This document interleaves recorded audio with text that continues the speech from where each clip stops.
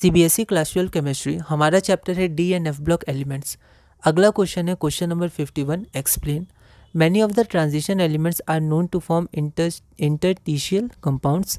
There is a general increase in density from titanium atomic number 22 to copper atomic number 29। यह question all India 2012 में 2 marks का पूछा गया था। एक बार आप इस क्वेश्चन को ट्राई करिए, फिर हम लोग आगे बढ़ते हैं। तो एनसीईआरटी में इसका लैंग्वेज दिया हुआ है, आप देख सकते हैं। इंटरटिशियल कंपाउंड्स क्या होते हैं?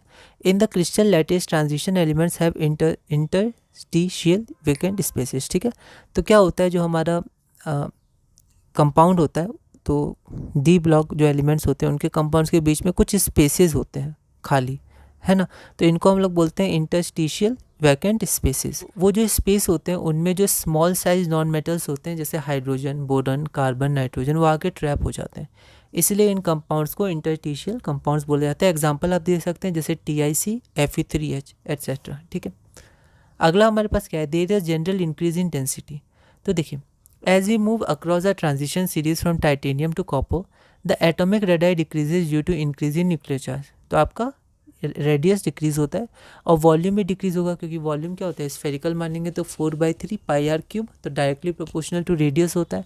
तो रेडियस कम होता है तो वॉल्यूम भी कम होता है। ठीक है, दूसरा, also from titanium to copper the atomic mass increase. तो मास बढ़ता है, प्रोटॉन बढ़ेगा। ठीक है, अब डेंसिटी होता क्या है? डेंसिटी होता है मास बाय वॉल्यूम।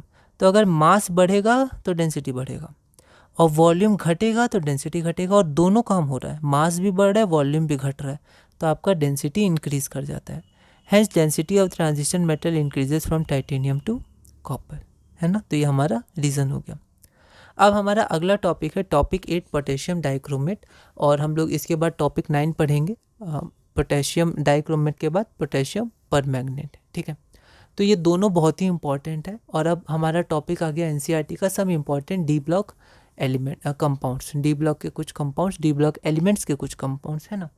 तो हम लोग टॉपिक 8 देखेंगे, टॉपिक 9 देखेंगे, टॉपिक 10 हम लोग थोड़ा ऑक्सो एनायंस के बारे में देखेंगे। ठीक है, बहुत बेसिक क्वेश्चंस उसमें आए हैं। ठीक है, और उसके बाद फिर हम लोग एफ ब्लॉक एलिमेंट्स की तरफ चलेंगे और धीरे धीरे अपने इस चैप्टर को पूरा करेंगे।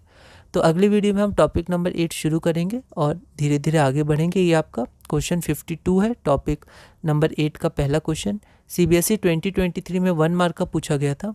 एक बार आप इस क्वेश्चन को ट्राई करिएगा, अगली वीडियो में हम इसे सॉल्व करेंगे।